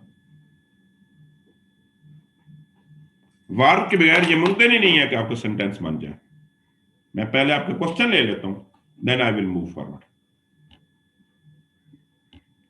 जी वाह खान, आपका क्वेश्चन है। नो सर, मेरा नहीं है वो, पहले का मैं हटा देता हूँ। तो भाई खत्म कर देना फिर हैंड। फैजा आप बताओ। सर एक मेरे साथ प्रॉब्लम होती है कि जैसे इंडेफिनिट प्रोनाउन है, एवरीवन, ऑल, सम, एनीथिंग, तो इसके साथ मतलब कि मुझे कंफ्यूजन होती है, कभी हैज कभी हैव का, ये थोड़ा डिफरेंट। मैं बता देता हूँ बेटे, एवरीवन जो है ना, एवरीवन के साथ हमेशा हैज यूज होता है। क्या यूज होता है? यस। मैं बता देता हूँ, इन सारों को बता देता हूँ कहां पे। एवरीवन के साथ हैज आएगा, ऑल के साथ हैव आएगा, सम के साथ हैव आएगा, एनीथिंग के साथ हैज आएगा, नोबॉडी के साथ हैज आएगा। ठीक हो गया? अब आते हैं वर्ब पे। वर्ब स्टार्ट करने से पहले आपको मैं 5 मिनट की ब्रेक देता हूं। आपको 5 मिनट की ब्रेक है, अब ब्रेक ले लें, थोड़े से फ्रेश हो जाए, क्योंकि ये भी जरा अहमियत की हामिल चीजें, इन पे मैं बाद में जाता हूँ। 5 मिनट, आपको 10 मिनट की ब्रेक है। अभी टाइम हुआ है 8:25, 8:24 हुए हैं। 8:34 पे हम वापस आएंगे।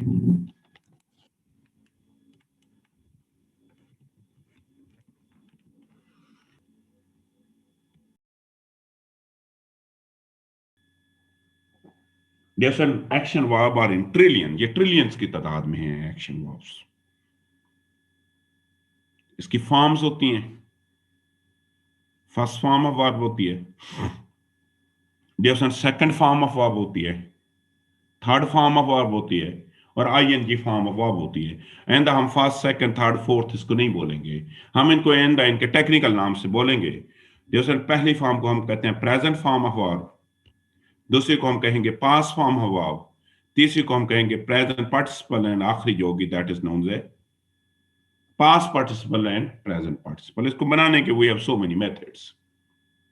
जो सबसे पहला मेथड ये है कि आपको पता है हम ईडी लगाते हैं, प्ले, प्लेड, प्लेड, प्लेइंग। दूसरा जो हमारा मेथड है वो है सेंड, और अगले दोनों में टी लगा देते हैं। D would be converted in to, हम लिखेंगे सेंट, सेंड और सेंडिंग। तीसरा मेथड ये है कि पहली और तीसरी एक जैसी होती है, और दरमियान वाली जो होती है वो मुख्तलिफ होती है। कम, केम, कम। तो कभी कभार ये होता है कि तीनों मुख्तलिफ होती हैं। गो, वेंट एंड गॉन। पांचवा मेथड ये होता है, स्पेलिंग सेम होते हैं, प्रोनाउंसिएशन चेंज हो जाती है। Read, read, read and reading. Clear हो गया? हमने फोकस इस पे करना है। My dear son, they are known as auxiliary verb, helping verb भी कहते हैं। इसकी मेजर जिद्दे है बेटे, इसकी 4 टाइप्स हैं and they are 15 in number. इनकी टोटल तादाद जो है वो 15 है। सबसे पहली मेजर टाइप है बी। बी की बहुत सी फॉर्म्स हैं। बी की जो फॉर्म है वो ये सारी की सारी बी की फॉर्म है। बी, इज, एम, आर, वास, वर, बीइंग एंड बीन, ये बी की फॉर्म है। और इनका मोस्टली काम ये है कि ये कंटिन्यूअस टेंस बनाती हैं। कौन सा टेंस? जो भी कंटिन्यूअस टेंस बनाते हैं वो बी की फॉर्म से बनाए जाते हैं। दूसरा डू, डज, डिड। इनका काम है कि ये सिंपल टेंस बनाते हैं। सिंपल में स्पेशली इंटरोगेटिव वगैरह ये बनाते हैं। कोई भी सिंपल जो है, हैज, हैव, हैड, ये सारे के सारे परफेक्ट टेंस बनाते हैं। कौन सा tense? Perfect tense. Will, shall, would. याद रखें, यहां पे एक बात बड़ी याद करने वाली है। जैसे याद करने वाली बात यह है कि शैल की सेकंड फॉर्म शुड नहीं है, विल एंड शैल दोनों की सेकंड फॉर्म वुड है। शुड एक लफ्ज ही अलग है, शुड की टाइप ही अलग है। शुड की टाइप मैं बाद में आपको बताता हूं। So we have will, we have shall and we have would. अब हमारा अलमिया ये है कि हमें सिर्फ इनका एक फंक्शन आता है या 2 फंक्शन आते हैं, हमें इनके फंक्शन ही नहीं आते। फॉर एग्जाम्पल ये देखें, एक जुमला मैंने लिखा है, मैंने यहां पे लिखा है ही, अवैस, हैज, हैड। या हम कंफ्यूज हो जाएंगे, हम कहेंगे 2 हेल्पिंग वर्ब कैसे इकट्ठे आ गए हैं। हम कभी कभी आप अखबार में पढ़ते हैं अवैस, हैड, हैड, और बिलीव मी इंग्लिश ऐसे में अगर आपने एक भी हैड, हैड सही लिख दिया ना तो यू वुड बी शाइन, आप बाकियों से बहुत आगे निकल जाएंगे। अगर आप समझे बेटे 500 बंदा होगा ना, उसमें 2 बंदे ऐसे होंगे जिनको हेड हेड का यूजेज आता है, नहीं तो बाकियों को हेड हेड का यूजेज ही नहीं आता। ये एक नई चीज है, हम परेशान हो जाते हैं। अब जरा मेरी बातें गौर से सुनना। My dear friend, helping verb हमारे यहां एक मिसकंसेप्शन है। हम कहते हैं जी इनके सिर्फ 2 ही फंक्शन है। हम कहते हैं पहला इनका काम है टेंसेस बनाना और दूसरा इनका काम है क्वेश्चन बनाना। जैसे इसके अलावा भी एक काम है कि कभी कभार ये चंद जो हेल्पिंग वर्ब है ना, ये हेल्पिंग वर्ब भी है और ये मेन वर्ब भी है। ये हैज जो है ना, ये दोनों टाइप है, ये हेल्पिंग वर्ब भी है और ये मेन वर्ब भी है। अब मैं सबसे पहले आपको एग्जांपल देता हूं। मैंने कहा इनके 3 फंक्शन है, हम इन तीनों पे बड़े गौर से पढ़ेंगे। मैंने कहा जी पहला इनका काम ये है कि ये टेंसेस बनाते हैं, मैंने बता दिया। मैंने कहा बी वाली जो टाइप है ये कंटिन्यूअस टेंस बनाते हैं, डू वाली टाइप जो है ये सिंपल टेंस बनाते हैं, हैज वाली टाइप जो है ये परफेक्ट टेंस बनाते हैं। और जब बी और हैज को कंबाइन करें तो ये आखिरी टेंस, उसका नाम भी इसी वजह से हमने रखा है। देखो बी कंटिन्यूअस टेंस बनाती है, हैज परफेक्ट कंटिन्यूअस बनाती है, लेकिन जब ये मिल जाते हैं तो आखिरी टेंस का नाम भी हमने इसी वजह से रखा है प्रेजेंट परफेक्ट। वहां पे हैज बीन और हैव बीन यूज करते हैं। दूसरा, जब भी ये हेल्पिंग वर्ब से पहले आते हैं ना तो ये क्वेश्चन बनाते हैं। और तीसरा, देयर 2 सूरतों में, हाउ मेनी टाइप्स?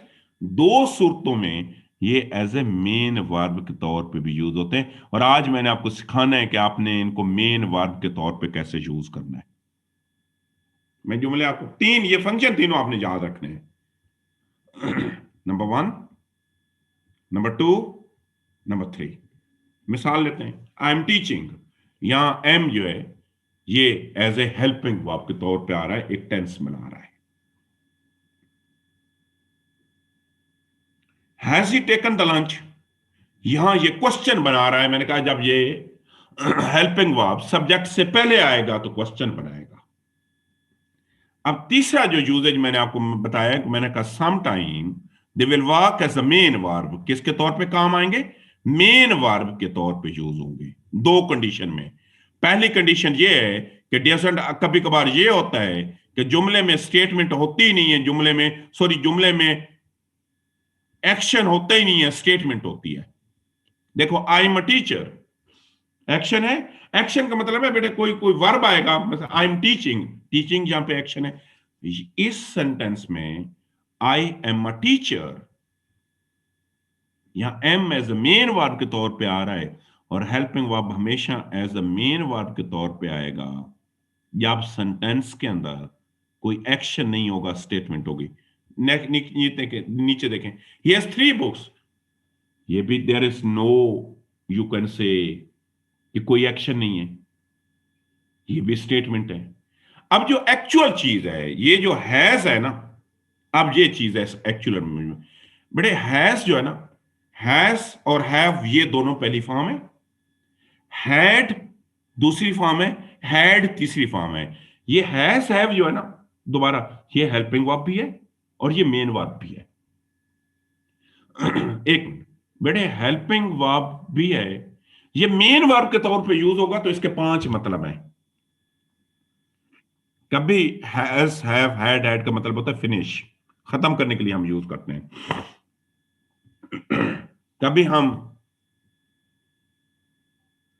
दूसरा इसका फंक्शन है कि बेटे विजुअलाइज, किसी चीज को विजुअलाइज करना है तो तब भी ये हम यही करते हैं किसी चीज को। ये मैं इसको मिसालें देता हूं, एक मिनट। मैंने यहां पे लिखा है अवैस हैज हैड, ये समझे बेटे प्रेजेंट परफेक्ट टेंस है।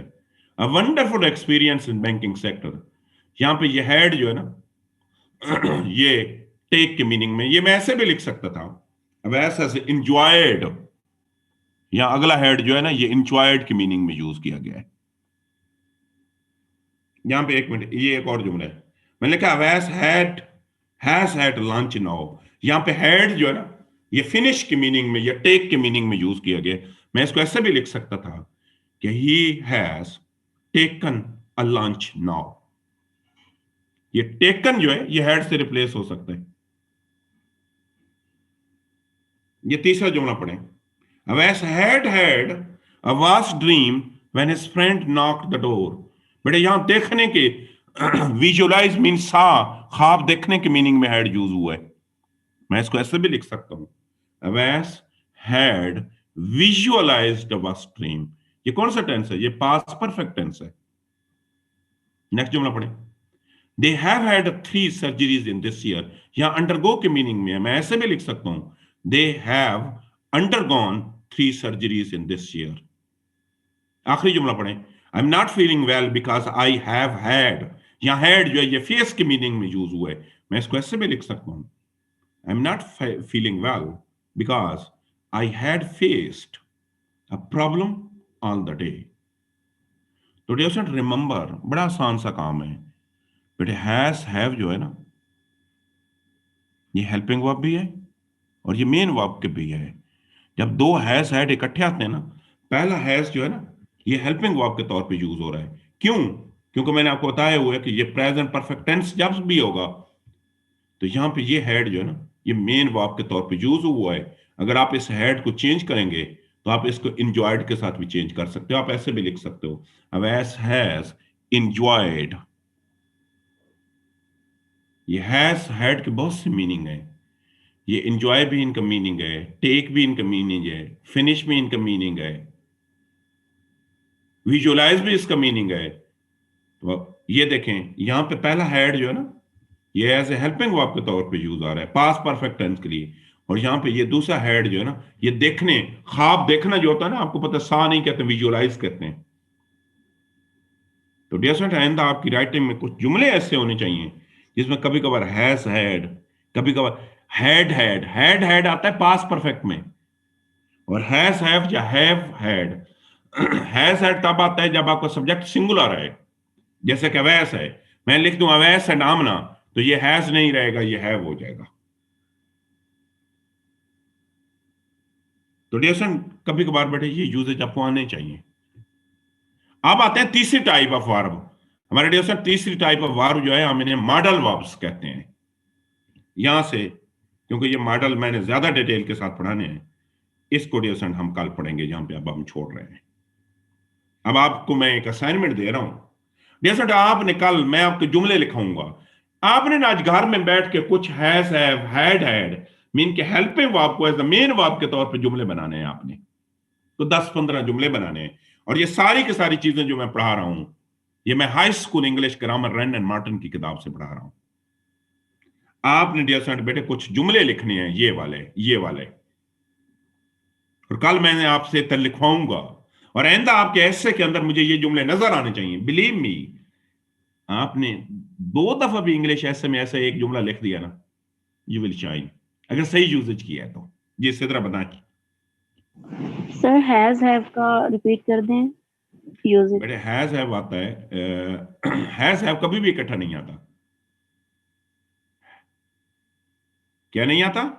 हैज हैव नहीं आता, हैज के साथ हैड आता है, हैज हैड आता है।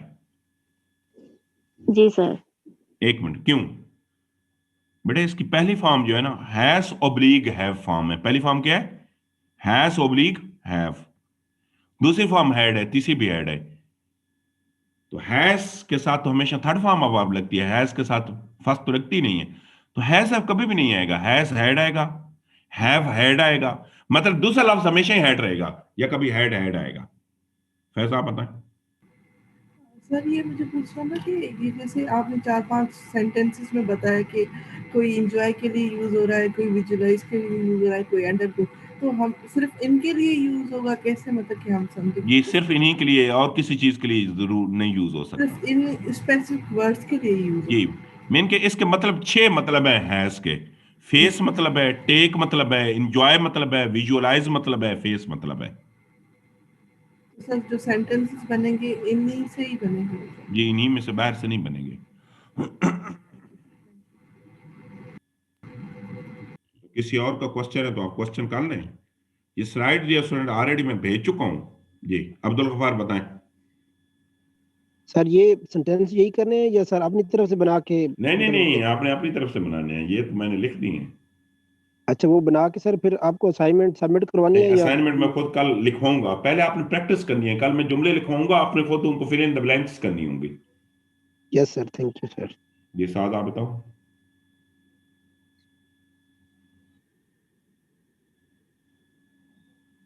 बिल्कुल कर सकते हैं। उमैर आप बताओ। सर मेरा थोड़ा सा टॉपिक से हटके क्वेश्चन है sir, I am sorry for that. मैंने ये पूछना था कि सर ये जो हमारी अभी पोस्ट आई हुई है सर तहसीलदार वगैरह की, सर इनके लिए इंग्लिश एमसीक्यूज का एक पेपर होता है सर, उसकी तैयारी के लिए कुछ आप कमेंट कर सकते हैं? हम कराएंगे बेटे, ये सारी चीजें जो मैं बता रहा हूँ उसी के लिए बता रहा था बीच में। अच्छा सर, थैंक यू सर। ठीक है, उसको हम साथ साथ कवर करेंगे। फैसल आप बताओ। जी सर, मैंने ये पूछना था कि जैसे आपने बताया कि हैज हैड या हैव हैड आएगा, तो क्या हैड अकेले आ सकता है? जैसे पहला सेंटेंस देख लें, wonderful, I had wonderful experience, इस किस्म के सेंस में आ सकता है सिर्फ हैड अकेले? सिर्फ हैड नहीं, इसमें नहीं आ सकता। ये जरूर आ सकता है, आई हैड 3 बुक्स, वो स्टेटमेंट में आएगा, किसमें? ओनरशिप में आएगा। मेन वर्ब के तौर पे सिर्फ अकेला नहीं आएगा? अकेला नहीं आ सकता। चले ठीक है, थैंक यू सर। जी राशिद आप बताएं। सर जस्ट फॉर क्लैरिटी, जो हमारे पास मॉडल सेंटेंस आपने अंडरस्टैंडिंग के लिए हमें दी हैं, पहला जो सेंटेंस है वो प्रेजेंट परफेक्ट है, दूसरा पास्ट परफेक्ट है, तीसरा प्रेजेंट परफेक्ट है और चौथा प्रेजेंट परफेक्ट है। क्या ये सही है सर? पहला कौन सा है? Present perfect. ठीक है। दूसरा? Past perfect. बिल्कुल ठीक है। तीसरा? Present perfect. ठीक है। चौथा? Present perfect. बिल्कुल ठीक है। Thanks you sir. So dear students, see you inshallah tomorrow.